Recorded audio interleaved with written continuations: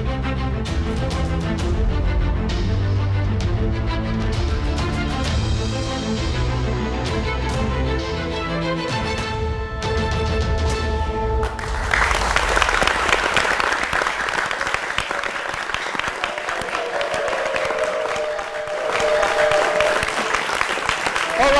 right. My name is Mark Otabo, and you are watching The Big Issues. Now, the recurrent campaign to scrap the Special Anti-Robbery Squad, SARS, a unit of the Nigerian Police Force, is so loud that if it were to be a matchstick, it could light up a bush in winter. Now, SARS was formed to combat robbery in Nigeria. Now, let's spare you the history. This squad has done its fair share of quelling robbery and kidnapping in Nigeria, but Nigerians have also shared stories of how SARS engage in unlawful arrest, high-handedness, unjustified killings, humiliation, detention, and extortion. Hence the call to put an end to this security force. Now, this, however, has attracted mixed feelings. Now, while many had sore encounter with personnel of the unit, others at one time or the other have been rescued from either kidnappers or deadly armed robbers by the officers of the SARS unit. Now, so we bring the debate right to you today.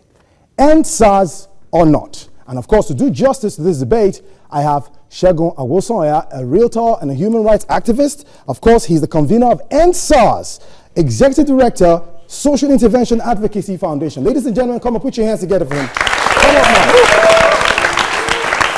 You can do better than that. Thank you very much. You're welcome. Thank you very much, Paul. Now, on the other side of the divide is Tony Ofoyeton, a lawyer, and he is the Director General of the Institute of Professional Security. He has been actively involved in industrial security for over 20 years. Now, Tony understands what security is all about, and he is taking the unpopular side of the debate today. He is saying, don't end SARS. Come on, ladies and gentlemen, put your hands together for him. Tony!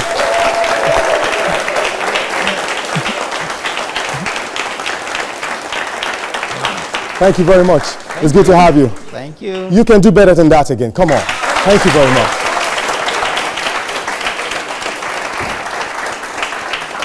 All right, the debate is about to begin, and this is going to be a jolly marvelous ride, I can assure you. But right now, very quickly, I would love to have your separate thoughts. Now, Sega, as you're popularly called, because that's more the way I'm going to be addressing you today.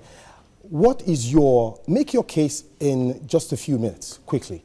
You are saying end SARS. Come on, take it off from here. Ladies and gentlemen, I just want you to understand that in every civilization, we look at law and order as one of the pillars of every civilization. And if you look at the civilization where law and order, where police is a critical aspect of such, is killing our citizens, matching them to ATM machines, giving death sentences to our youth simply because of the possession of phones, computers, or the way they're dressed, there is a problem, a fundamental problem. And with the breach in trust between the authorities and the people, there is only chaos that can be guaranteed. So because of this, we cannot continue to curate, normalize, or begin to hold cancer, at bay, just simply because, to hold cancer in place, simply because that's the only thing that we want to do. That's the only thing that we want to address. And that's the only thing that we want to continue to engage. We want a situation whereby cancer can be caught and not caramelized or embraced or enticed, but removed totally, so that we can actually deal with the body or allow the whole thing to spread and get it and get the body killed. Thank you very much. We move to the coming chance together. Wow. Tony, you heard him. Yes, I heard him. I heard him, and submission quickly. I think to a large extent, well, I understand his position. More especially because of what we call the excesses of SARS. But having said so, if we look at the essence and what this organization have been doing, you and I will agree that life is very important. And this organization is basically tailored towards the protection of lives and property. They also put their own lives at stake. Risk. Yes, at stake. Many of us are here today. We can clap, we can rejoice, we can listen to arguments. Why? Because we came here safely. On our way coming, there was no robbery. On our way coming, there was no kidnapping. There was no running helter-skelter. Now, we don't understand that there are people that are responsible for peace until there is crisis. Now, what you have in the Niger Delta region, what you have in the Northeast today, is because of that breach of peace. You and I cannot go to that region today because you are afraid of your life. And it is this same set of people that are called upon to come and maintain the peace. I concede to the extent that there are excesses, but to say scrap it, it's as good as throwing the baby and the bathwater away. Come on. I think we should understand that. All right, Sega, very quickly. Well, in actual fact, over time, the military has had their own problems as well. People haven't called for the military to be scrapped. Even the Nigerian police also have had their excesses as well. Well, we understand that the youths also have had a fair share of the injustice being suffered by these, gentlemen. And the Nigerian police has not come into question for it to be scrapped. Why SARS? Because for over 5 years now, they've recorded humongous success with the curbing of armed robbery, kidnapping.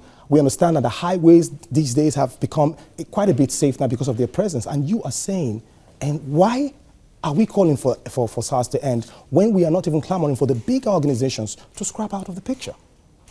Okay, thank you very much. Yeah. Let us put nihilistic justification aside. Let us look at what is on ground really in the actual sense. All right. It is not the armed forces that keeps society safe. Right. It is the society that keeps itself safe and bring in authorities to come and serve justice. Right. So it is not, that's why we have jungle justice in some environment. That's why we have jungle justice in some societies where the trust between the people and the authorities have been strained. The military are not responsible for keeping us safe within our territories. Yeah. They are keeping us safe based on territorial threats. But police is the closest authority to the people.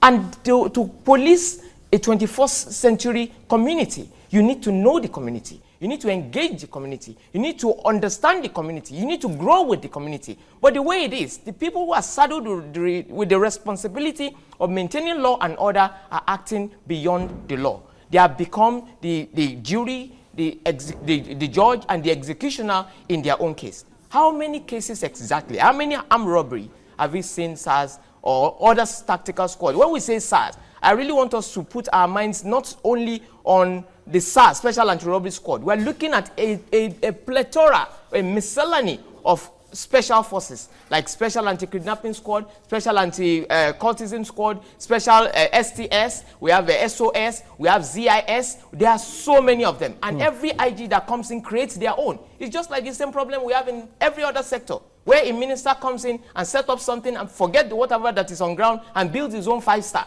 which will be abandoned, another one will come. Exactly what they are doing with the special squad. Most of these people, they are homeless. They sleep in their vehicles and they carry out those aggression because it's an environment or an institution that cannot picket. They cannot protest. They cannot fight for their own right. So because of that, they bottle all these things in and they look at the boy wearing wonderful jeans and then they want to clamp on such persons because of what they're fighting within themselves. So, Tony, thank you very much. Thank you very much. Tony, very quickly, you heard him. Now, in a nutshell, with everything he has described, it tells us totally that this is not an organized unit. You've been with security for 20 years. You understand the nooks and the crannies of it. You have a perfect picture of how these things roll. But from everything he has described, it just tells us that these guys are not organized. You have a new IG coming in with his own plan and disrupting the former plan. There's no procession. How would you address this? Now, if that is his argument, then the concept or the hashtag #EndSARS now will be defective. How? Now, why it will be defective is because now you are talking about this group of people ordinarily that don't have a house to stay, which I agree with him. Some of them sleep in their vehicles and the like. Now, why end and not reform? There's a difference between when you say end. Because when you are talking of the concept of ending something, it means that the demerits are more than the merits. But looking at... wait. You will move. You talked about reform now. Remember they reformed them to F-SARS. No, Listen. And after that reform, Colade Johnson also was in the picture. He died after that. There's a reformation has nothing to do with change of nomenclature. Okay. Reformation is not change of nomenclature. So are we saying now if you are talking about reformation, you are talking about a holistic, audit of the system, their welfare, their training, in terms of arms and ammunition, in terms of everything that pertains to even their psychology, their attitude towards the job, in terms of rules of law. How much do they know even about the rule of law? Now, these are fundamental things when you talk about reform. Now, not to say end, because look, I will repeat it again. Okay. You and I are arguing and debating here because we are sure that nobody is going to attack us from outside. Because we are sure of our security back home. In the days of the vampire, in the days of Aninis, in the days of Shinorambo, SARS started because there was this, this army colonel that was killed. And because army colonel was killed, the army went on rampage against the policemen. When they went on rampage against the policemen could not wear uniform outside. They had to be hiding. After the high-power delegation between the police and the army, now there was peace. Within that period of time was the birth of Shinorambo. Shinorambo had a field day, and all his gang in Lagos State and all over the country. It recorded the highest volume of robbery in Nigeria history within a space of just 2 weeks. People that died within that period of time, there are things that you cannot even put on record. Right. Now, that was what led to the birth of what you call the Special Anti-Robbery Squad. Now, when they came on board, they were able to hold on armed robbery in the country, especially in Lagos State, to the extent that Lagos became extremely hot. And because of the success of SARS in Lagos, the federal police formation took over. It was not supposed to be a federal concept. The concept was let the commissioner of police in each state regulate the activity of. We used to have anti-robbery squad in all police formation, in all departments and the like. But this one was specially for that purpose. Okay. Now look, understand one thing. When the robbers in those days come to you, it is either of two things, your money or your life. And in most cases, they will take the money and still take the life. Okay, let me hold your thought right there. Sega, you heard everything he said. Talking about the fact that these guys, whether we like it or not, they are here to stay to do what is needed with them, and that is protecting us from these vampires. And you are saying we should totally end it. I mean, with all the arguments he has actually raised so far, what is your argument in all of this? I think we must first understand the mechanistic physiology of the issue that we're dealing with here before we begin to argue. And what do I mean by that? First of all, the campaign is called End SARS Reform Police NG. End SARS meaning end the impunity and reform holistically the entire police structure. When we shut down, and I'm glad that he has said here that the formation of SARS has nothing to do with a legislation. It was an ad hoc program. How many of you are still using the phones you bought when GSM first came into Nigeria? I'm sure none of you. How many of you are still using the same operating system when you first started computing? None of you. How many of you are still wearing the same clothes that you wore 10 years ago? None of you. Why should we hold an ad hoc program that is not even legislated by law, over time, something that has outlived its usefulness in 21st century? Those are the questions we need to begin to ask ourselves. Our laws are not cast on stone.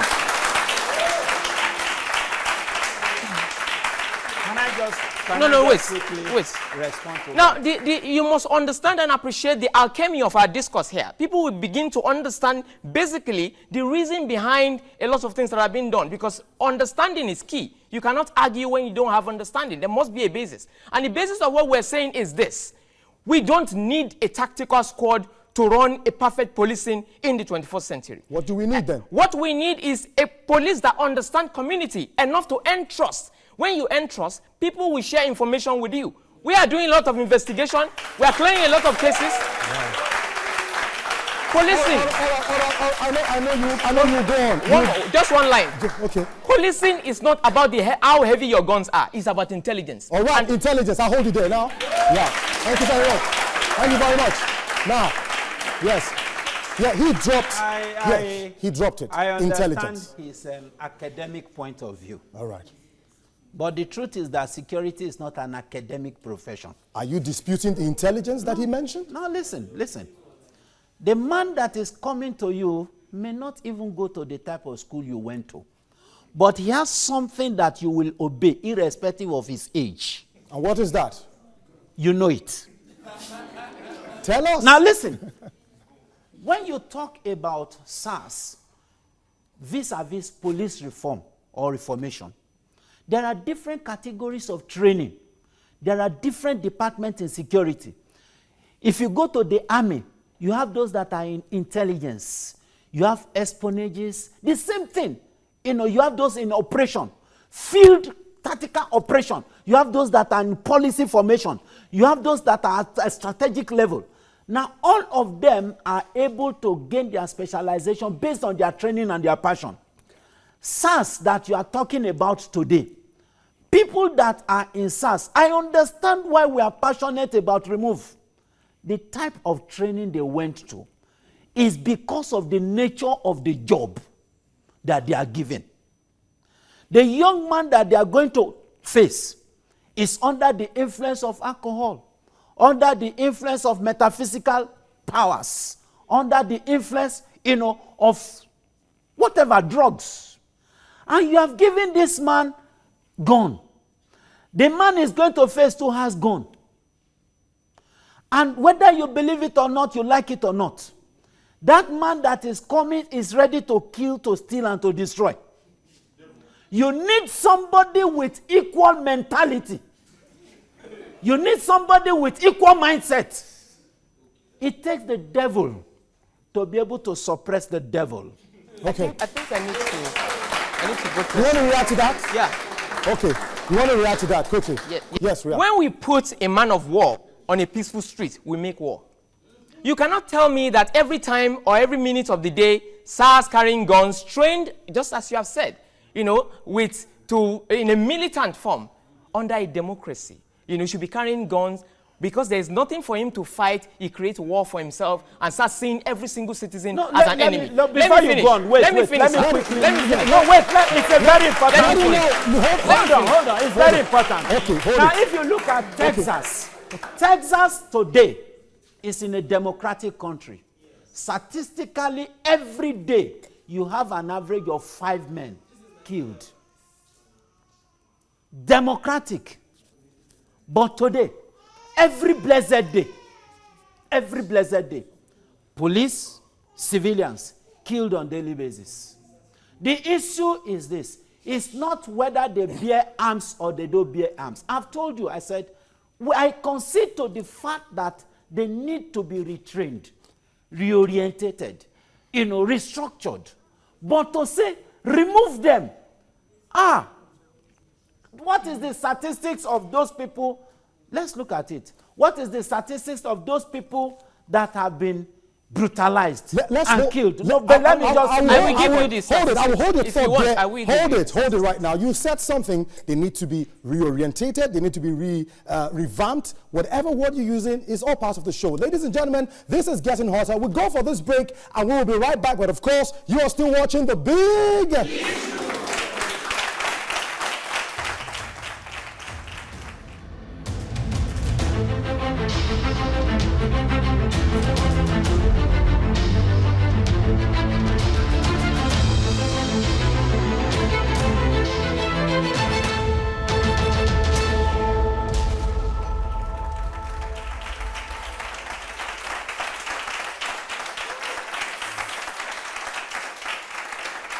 Well, of course, this is still The Big Issue. I did say when I started that we're going to have a marvelous ride on this particular show. And so far, it's looking really good as both men are not willing to lose guard already, which is very interesting to this subject matter. But initially, you were saying something not too long ago. Yes, so you want to learn quickly. Look, when you talk about ending something, what is the statistics of the collateral damage compared to the merits? Right. Now, between 2017 and 2018, we had close to 3,000 policemen that died in the arms of armed robbers and kidnappers. Right. Then the question is this. Truthfully, while sympathizing with those that lost their loved ones, can we truthfully say we have 3,000 Nigerians that died in the hand of Sars? All right. You want to respond to that quickly? Yes, I want to respond to that. All right, quickly. I'm sure that there is no IG or police, living or dead, that can give you the statistics of extrajudicial killings by police in Nigeria. Unless you want to be unconscionable or mendacious, you will know that people die from the hands of police on a daily basis. Let's look at the South. The southern part of Nigeria, from our own statistics, have been deemed a black spot in Nigeria by the Nigerian police itself. And which means that police can be high-handed and can use the extreme force on unarmed citizens. Right. We just yesterday, I was in the Southeast at the tribunal. And the kind of cases that I'm seeing, the kind of cases that we're bringing forth, the kind of testimonies is shocking to any human being. How can somebody walk into your room at the dead of night and tell you to go and marry another husband because we're killing this one? And they make it happen. Records, there will not be any record that will carry that. There are no statistics or data of the number of people being killed every day. There are graves, there are unplanned graves everywhere around. Go to all the places that you have SARS operations and all, and you see what I'm talking about. And it's not just SARS, like I said. There are several other units there that are deadly and are unconscionable and are beyond the law. And what is leading to this? You are saying 3,000 police officers died in the hands of armed robbers. Does that justify the fact that police are now armed robbers? Does that? It doesn't. So where do you go? Which country, which sane country will attract foreign direct investment where their police officers match youths to the ATM machine to rob them of their money? All right. So these are questions we need to begin to ask ourselves. These are questions we need to begin to ask ourselves. So let me also say, in fairness to these people, it is systemic. It is not about dancing around an ad hoc plan project. If a school decides to have a literary and debating society, it does not stop the fact that the school is an academic environment. Shutting down the literary and debating society does not end the school. So this is what we need to understand. So the bane of the matter, the crust of the matter is this, is the Constitution. You remember that the system that we inherited for 76 years, the Act of 1943, set up the police as an oppressive force. That is the place to start from. And there's a reason when this administration came into power that puts the police itself under the Ministry of Interior, which puts it in readiness for service. You have immigration service, you have fire service, you have all the services there. Police is the only force there, which means there is an anachronistic system, item within that conundrum. And that is what that was begging for constitutional amendment. And that has been done now. We have a bill. By saying ending SARS does not mean that we are throwing all of them away. It means that we are subjecting all our men that are carrying guns to psychological evaluation. We are looking into every single person. There are people who are not. There are people who are not worthy of carrying an umbrella, let alone a gun. Who are not worthy to carry a gun or an umbrella. All right. Yeah. Now, I agree with his arguments. I agree with his arguments to a large extent. Okay, not totally. Yes, to a large extent, because we are all advocates of a positive change in this country. But the argument here is basically on a unit. And some of us believe very strongly, because of our own orientation and our own training, that in security, not everybody can do what those that are in SARS are doing. Agreed. In police, the same police is talking about, not everybody can shoot.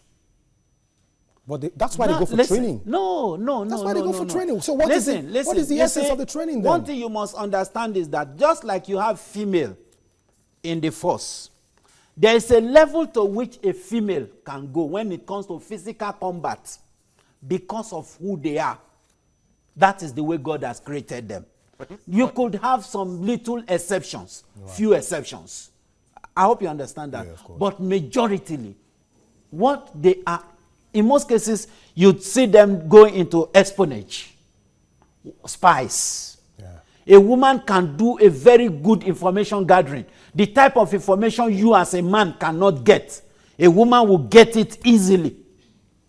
I hope you understand that. Yes. Now, but he's still in the force. He may not carry a gun. The same thing, look at DSS, for example. How many of them bear arms in DSS? But right inside, and that is one thing I want us to understand.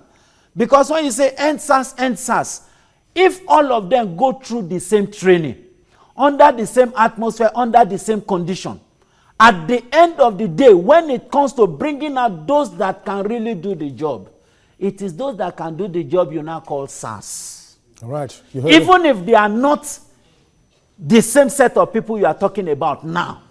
The same thing, you have SWAT. You have different, MI-15. You have the Mossad, the Israeli Mossad. You have FBI. Not everybody in the Marines are in the FBI. You must understand this. It's a different ball game entirely. It's a different ball game entirely? Shogun, do you agree with him? I need to say something.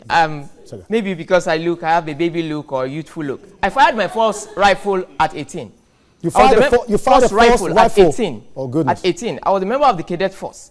And we were the security of our institution at that time. And what institution is that? That's Yaba College of Technology. Okay. We are attached to the 25th Guards Battalion of Dodan Barracks. All right. So as at that time, so you can imagine, we were all trained. Women were involved. Go abroad, there's nobody who goes into a force and not learn how to firearm or combat or so. So it is not that women, there are no women in the force. We are all men. Okay? So there's no gender bias in the system. No, see, look, there's a difference, excuse me, there's a difference between firing, there's a difference between fire, everybody can fire gun. But you are talking of attacking, facing armed robbers. Let me explain something, and some of them you call them devil robbers. Let me explain something, sir. I am not against having tactical squads. But I am against having a plethora of criminals hiding in uniform and killing our youth, the future of Nigeria. I agree. See, there is no debate on that. If that is the position of this debate, the debate is uncalled for. Because we will all agree to that. But you were talking about statistics earlier on that we don't have enough casualties, to measure up with the people to back up the end SARS. No, what we are saying is this. In every situation, there's what we call collateral damage. Right. The Air Force mistakenly bombed an IDP camp. It is not a mistake for a youth to be shot on the streets. mistakenly bombed an IDP camp. Do we campaign for end Air Force? Now look at it. The medical doctors will go on strike. And those that are on dialysis will die. Those that are on emergency, serious cases, medical cases, before you go, just 2-3 days, you will have avalanche of dead bodies being moved to the mortuary. Do you campaign and say, end medical, or end doctors, or end hospital? No. You don't do that. Okay. Let me make your argument. Let me illustrate. Do you want to ask him a question? Because right now, ask him a question. If you have a question for him, fine. If you have a question for him too, the floor is yours. What I need to ask you is this. How do you define collateral damage? Air Force bombing a wrong place. You say collateral damage. That's not collateral damage. That is an institutional dysfunction. Right there. It shows the people there are not trained. It shows that there's a problem with that structure. Collateral damage happens when there are 3 innocent people somewhere. And then there is a terrorist threat in that region that can actually turn into a catastrophe that can end a lot of things, a lot of peace in that nation. Then they can say, we cannot say because of the lives of 2 people, allow hundreds of thousands of people to die because of a biological weapon in that place. So, such is said to be biological collateral damage because we have to kill these terrorists and end the threat right there. But because there are 2 innocent lives which we can sacrifice. But when our units created to protect the people have turned into armed the demons that they were set up to fight. To combat. And now they are now killing our youth, accusing them of being armed robbers or Yahoo boys or prostitutes or what have you, and indiscriminately, killing them, abducting them, and putting ransom on their head. You call that collateral damage, sir? No. Don't. No, I'm asking. Don't. No, that's what you said. No, don't misunderstand this discourse. The discourse is basically for us to look at the merits and the demerits of ending SARS. Basically. So the issue is nobody on earth will come here and support anybody in the name of uniform, leading youths to the ATM or any extrajudicial killing. But what some of us will stand because we understand what security is all about on is, rather than say remove them, identify the bad eggs, give them ignominious exits, make example out of them. Don't have institutional, don't have institutional cover. Don't have institutional cover. When they are wrong, now somebody, you now call it unknown police and all those stuff like that. Don't do that. Now, by so doing, you will maintain the sanctity of that body. Okay. Because let me tell you this argument of end SARS now. An armed robber can also join in that campaign. Yes. Kidnappers can also fund that campaign. They can also support you to say end SARS now. Psychologically, it is also demoralizing to a man in the cold in the middle of the night that is doing that job innocently, that does not fall within the category of that people you are talking about. Which is why psychologically he is demoralized. He feels that we don't appreciate him. He feels we don't love him. He has his wife and children too. But he is right in the cold there. He's right in the hotness of the sun, trying to protect us. And here we are saying, because some other group of people in his own environment, in his own group, are doing some of these illegitimate or illegal things, therefore all of them, they are together. It doesn't work like that. That is not what the campaign is all about. That is why I'm saying that understanding is key. Understanding is key in the sense that when we say end SARS reform police, and you have said it here twice now, it is objective and end goal. The objective is to end impunity. And impunity is no respecter of ethnic group. It is no respecter of your tribe. It is no respecter of your gender. It is no respecter of your political party. It is no respecter of your status. Because the number of casualties we've been having over the years, they are not children of the poor. They killed a young girl, a minister's niece, in front of our house. She was gunned down. They were not even SARS, they were policemen. They were untrained because of the sense of their extrajudicial action and their sense of being a judge and a jury and executioner. That's what we are dealing with here is an institutional gap that goes beyond the SARS. And I've said it here. We're not fighting anybody with this. I'm sure in Nigeria you have seen a lot of activists and advocates campaign and use it against the state and all. That has not been our campaign. Our campaign is to understand from your own perspective. The SARS formation in Lagos, SARS formation in Ondo State, SARS formation in Ogun State work closely with us. All right. And we have been curbing crimes together. Yet, they understand the campaign of end SARS reform police engine, which means purge the system of those who are ruining the reputation of the police, train the people that are within the system, ensure that their life, they have self-actualization in the things that they are doing in that conundrum, and they are serving the people. They are not seeing themselves as oppressors of the masses. All right. Talking about understanding, at this point in time, we want to understand the fact that the audience also have a say in this. And when we come back, trust me, on the other side, it's going to be more lit. If you're watching, this is To The Big.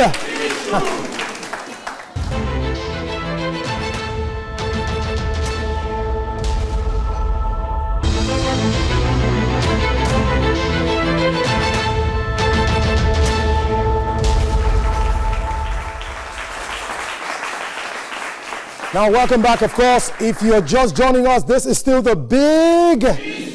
Well, as a matter of fact, if you're just tuning in right now, too bad you have missed out on a whole lot. But I can assure you that the rest of the show promises some very good stuff because we're about to hear from the audience. And I know for real they have their questions. And in case you missed out on the discourse, end SARS or not, and two amazing gentlemen have been pulling their strengths back to back to ensuring that that debate is not watered down. So stick around as we take questions from the audience very quickly. So quickly, let's understand who we're taking first. You have the microphone. Fantastic. Let's hear you. Your name and where your Teresa, we're in a country where more words and little action is being done. You didn't tell us your name. My name is Biodun, sir. All right. Fine. we're saying we want to reform the people, but are there measures in place to curb the activities of these people? And if they are in place, are we sure that they will adhere to it, sir? Right. Tony, you heard, you got the question? I heard him. He's asking if there are measures in place. Yes. One of the things I know that the present IG had done is to first of all make sure that the SARS formation as it is now is returned back to the control of the domestic CP. You know, we have a CP at Abuja that controls the activities of all SARS all over the country. But immediately he came on board, he asked that the CP of each state should take control of it. Now, but for holistic reform, it is one of the major things that many of us are advocating for. Like he was saying, it's not as if I am against, reform. But what some of us are really saying is that you have a baby and you have a very dirty bathwater. You have to decide which of the two you want to throw away. You know, throwing both away is suicidal. Okay, quickly, you want to react to that? All right. Yeah, see, the question you ask is reformation and on reformation. If they will adhere to it. He also said some things. Police cannot ever reform themselves. They cannot be a judge in their own case. So what happens in a case where you have reformation based on what we are doing, advocacy we are doing, is to legislate. That is why we have a bill right now that has been passed on the floor of the House of Assembly, of the Senate, which is the Police Reform Bill and the Police Trust Fund Bill. It is on the table of the President now, and very soon we believe that we are sent to it and they will become law. With that, it will force the people charged with maintenance of law and order to abide by the law. All right, that answers it. All right, who's the next? Your name and who you're directing the question to. Who? My name is Marvelous. Right. I feel to me, if we're talking about police brutality, it's a different thing. Everyone has their experience.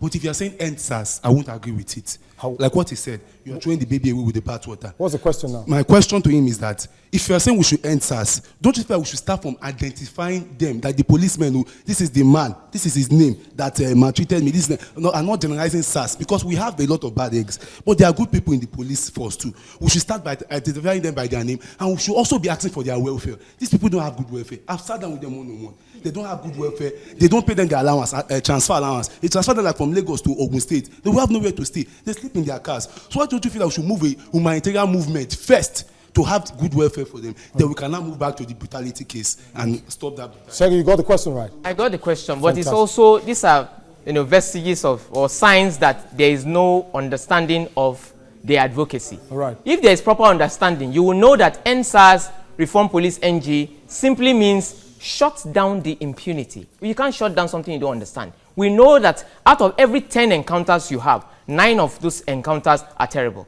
So because of that, it shows a critical level of engagement. When you have a cancer in the body, you don't say, after a while, why will I lose my breast because of a cancer? Let's be treating it. The whole body will die. So that's why we cut these things out, cut out the impunity. And the impunity is holding on to an operating system that no longer works. All right, Sega, hold it. Now, Tony, from everything he said so far, now we're looking at a structure that even there's a possibility that the recruitment process, there is a problem there. Because normally, if you have to join the force, you need to have some level of intelligence, you need to be sane, you need to be psychologically balanced to actually be able to operate, on a full scale. So, would you also fault the recruitment process with all the problems cited here so far? The recruitment process of the police is, I'm sorry to say, it's defective. It's defective because if you look at even interacting with the young men at the police college there, you will see there's this mentality of once I am wearing the police uniform, I am, bigger than you. Is that not a danger already? No, it is. It is. And these are some of the things we talk about. It is. Because, and it is also a product of the fact that those that are training them, the environment they are being trained. If you go to police college, Channels did a major documentary on it some time ago, if you remember.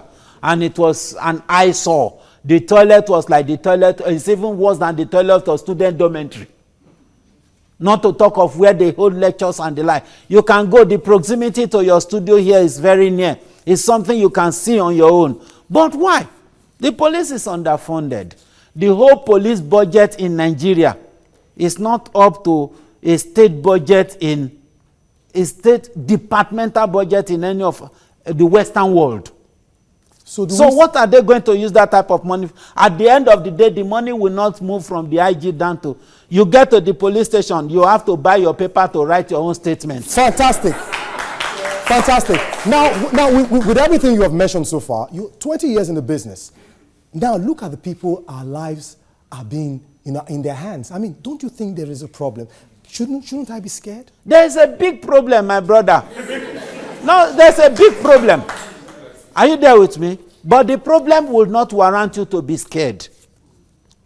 Because you are been with this same police from day one till this age. But look at what he said earlier on. Look at what he said earlier on. I agree. The young ones now don't even go out anymore. They don't. They like it's so scary for them to leave the house because when they confront an officer, the next thing is, let me have your phone. Their human rights are violated, and from there, the whole process starts. So, like when I see the police force while growing up, you know why they do that? One, there's institutional failure. Okay. There's government failure. Government failure. There's high level of impunity. Okay, let's hold it there. Can we get another question quickly? My name is Rotimi. Your name is what? Rotimi. Quickly. My question goes to you. So how did they recruit SARS? The SARS are recruited as part of the regular police force. All right. That's your question. Sorry. Okay. Can I? Okay, just a thought because of time. Oh yeah, drop it. The failure, when you talk about recruitment, when you talk about promotion, when you talk about discipline within the police system, these are responsibilities of the Police Service Commission. And based on the violations that we have seen, we can say, based on data, that the Police Service Commission has failed. And if the Police Service Commission fails, it means that police are free to do anything that they like because they cannot be held to account by the bodies that are responsible to hold them for account. Because promotions in the past 5 years have been bought. You have seen promotion within the police system, which is supposed to be, within the space of 6 months or so. We have an individual being promoted like 6 times or 5 times or 3 times within the same corps. It is an impossibility within that system. You look at discipline. How many police officers actually get punished for killing people? They just get transferred. They get transferred. But of course, let's hear another question. My name is John Akrele. I have a question for you, Mr. Tony. Right. In a case where you have a uniformed man that is armed, talking to a citizen that is armless. Okay, if you say the Yahoo boys, are they armed robbers? Even if they are armed robbers, there are times I've had personal experience personally where a policeman will stop me on the road and tell me, is this your car? Come down from the car. Open your boot. Open your phone. Open your laptop. At the end of the day, you find out that I'm not even that kind of person. The next thing to tell you is, what do you have for me? So in a case where we have things like that, when the purpose of a thing is not known, abuse is inevitable. So SARS should be scrapped. Thank you. I've had my own fair share with the police. Are you there with me? Yeah. Positive and negative. But I am not talking from an individual perspective. I am talking from the perspective of the general good of the society. I used to stay in a locality where every blessed day there will be robbery in this Lagos. Every blessed day. If it's not in our street, it's in a neighboring street. You don't want to mention the place? No, there's no need. Now, to the extent that the robbers had the impetus to even rape the king's wife. Yes, sir. Now listen. It took the intervention of this dear devil SARS to quell everything that has to do with robbery. Lagos State today is one of the safest metropolitan cities anybody can stay in the world. I repeat, Lagos State today is one of the safest metropolitan cities anybody can stay in the world. Thank you very much. All right. My name is Damilola. All right. Sir, have you been to all these campuses? I mean university, where SARS are being embarrassing students? You cannot go out? Because I have a friend right now who in Olabisi Olamaja University, they cannot go out because SARS is just mumbling around, embarrassing them. They cannot even go to lectures because SARS are everywhere, sir. Let me say this very quickly. All right. There is, the youth of this generation I'm sorry to say, don't even know what they want. Don't seem to have vision. Don't seem to have a right sense of direction. Now you are asking me if I've been to. Let me tell you, I was a student union activist. I hope you understand. I went to 3 different universities. University of Ibadan, OAU, Unilag, different programs.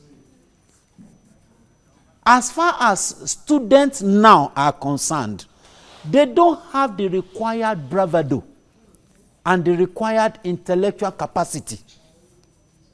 I'm sure he would understand what I'm talking about. In our own generation, we held the police to ransom. Yep. He will understand what I'm talking about. We held the police to ransom. If they ask you people to gather together, 5 of you, it's social media you use. That's all. WhatsApp, Twitter, that's all. Can you mobilize 10 of yourselves together? How can you say, how many people are the SARS in that OAU that has the capability to hold a whole campus to ransom? It means the problem is with you. You don't even know what you want. You don't even know who you are. All right. All right, Tony, I want to hold your thought there.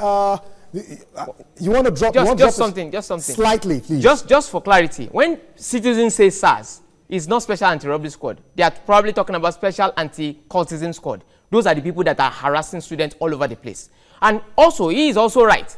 You see, I keep saying it. It is not this police that keeps crime away. It is society that we agree and say, we don't want this. Not in my backyard. You students should have gotten yourself together and say we are coming together to say end of this madness. We don't want this harassment further.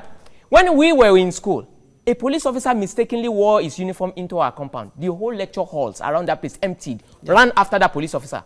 We thought he thought it was a joke. They almost killed him. There was a rule, unwritten rule, that nobody can wear. There is no law outside the community that operates in the school other than the law of the school. That is your society. And they were grooming us for a larger society. As at that time when we were in school, there was the gap between the gown and the town was not this wide. Right now, call you for protest. None of you will show up. All right. None of you will show up. Okay. And you're the one being shot. Okay, you want to say something quickly? What's your name? I'm Joy. All right, Joy. Okay, so first and foremost, you said you fight the devil with the devil. You said it earlier.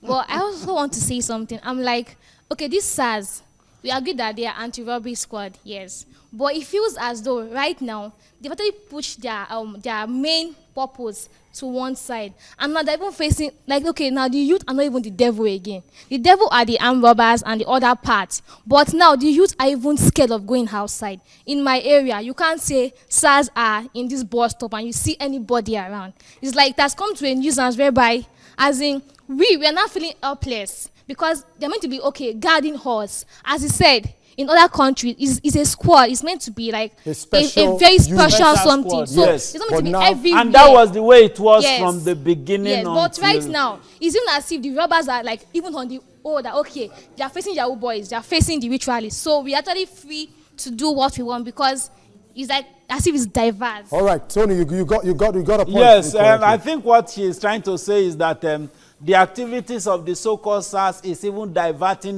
is diversionary to the extent that they are no longer even combating armed robbers and making armed robbers to even have a field day. And instead of that, they are now facing you and all those stuff like that. You see, there are many angles to it. But number one is that while they are doing all those useless things they are doing, they are not giving armed robbers a field day. And you can also see it from statistics of robbery in Lagos State, for example, that has dropped drastically. Kidnapping can succeed in other states, but in Lagos State, you can kidnap. But whether you will live to spend the money is another thing. Thank you very much. Come on, put your hands together once again. You have one more thing to say? Yes.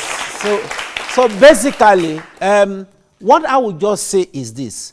For the youths, the way you are dressed is also important. Even when we talk about civility and civilization, even when we want to express ourselves, Expressing yourself is important, but don't do it at nocturnal hours. Don't do it at odd hours. All right, hold it right there. You want to drop it You quickly understand? before I Yeah. go, because we're Yeah. coasting home now quickly, yeah? I really want to appeal to our youth that there is no law under any civilization that tells you how to dress. You are free to express yourself. All right. You are free to express yourself, and when we come back from this break, we will be free to end this debate and finally say goodbye. Stick around, but of course, this is still the big.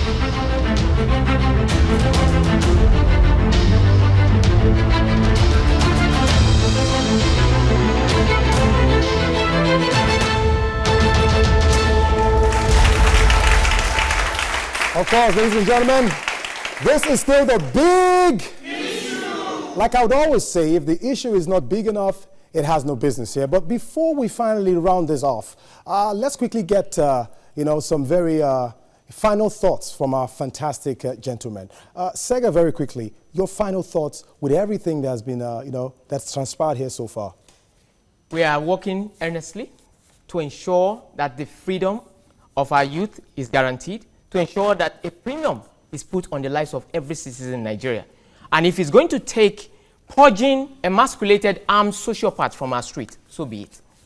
Thank you very much. Thank you, Sega. Thank you very much. Tony, your turn now.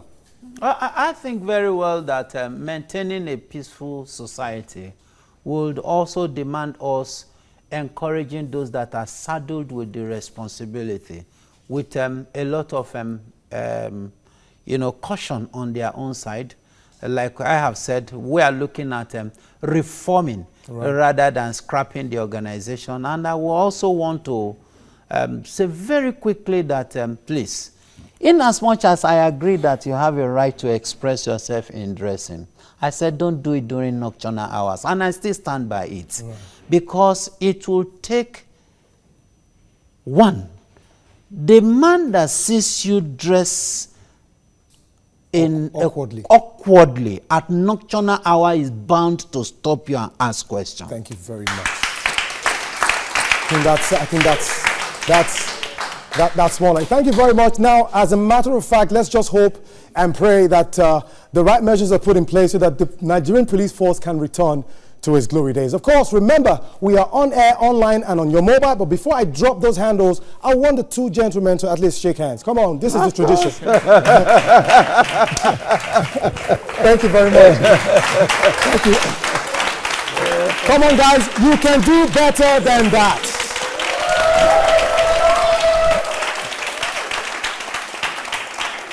All right, the handles are right on your screen at TVC News NG and, of course, TVC Connect. My handle is Mark Otabo, is one word. Till we meet again, always remember that this is where the show gets down, and it is always the big. Thank you very much. Peace.